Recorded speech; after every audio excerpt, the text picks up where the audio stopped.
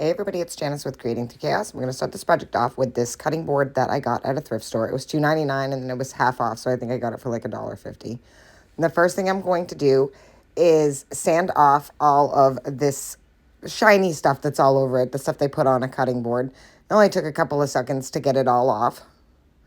Once I got it all nice and smooth, and as you can see, I didn't take all of it off, I'm going to do 2 coats of white chalk paint, and I did the whole thing. I even did the back and the sides. And I made sure that it was nice and clean after I sanded. I just wiped it all down. Give myself a nice smooth surface to paint on. And like I said, I did 2 coats of this paint. Once I have it all painted, I'm going to set it aside and let it fully dry. Next, I'm going to take these letters that I got at Walmart, and they spell out EAT. So I'm going to paint all of these black. So I'm just going to do a coat of black on all of them. I made sure I got all the edges. I didn't do the back because there was no point in doing that. And I did all of them with the black paint. And I just used black acrylic paint for this. I didn't use chalk paint. And just making sure that I covered up all of that white. These had some grooves in them, so I made sure that I got inside those grooves. So some spots I had to go over a couple of times. And just finish those up, and then I'm going to let those dry also. So once they were fully dry, I'm going to distress the edges of them. So I just went around and sanded all of the edges of each of the letter. I even got in the middle of the A. And just kind of lightly distress them. I didn't want them to be, fully distressed, just the edges. So again, just going around all of the letters. And then I wiped them down after I was done sanding.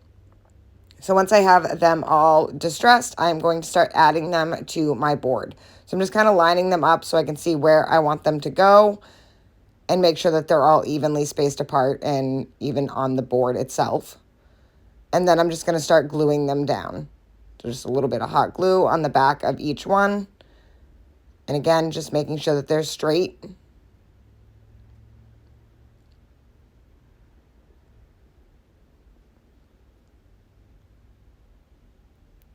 And then do the final letter.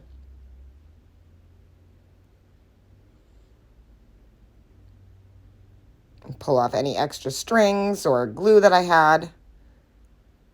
And look it, that's so cute. Next, I use these Farmhouse rub-on transfers that I got at Dollar Tree. They're right in the sticker section.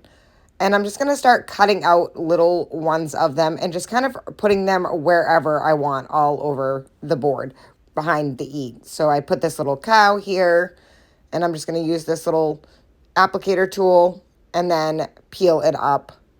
And then I have my little cow. You want to make sure that you get it really good. Making sure that I don't peel off any of the rub-on transfer. And then I have another one that I cut out this little picture. And again, I'm trying not to mess up the other ones around it.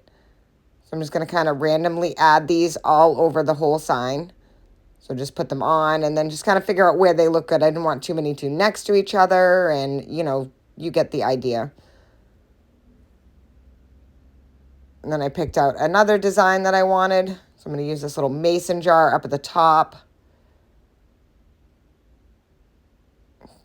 I didn't see, like I said, it was just kind of random where I put it. I didn't really know exactly where. I had no plan.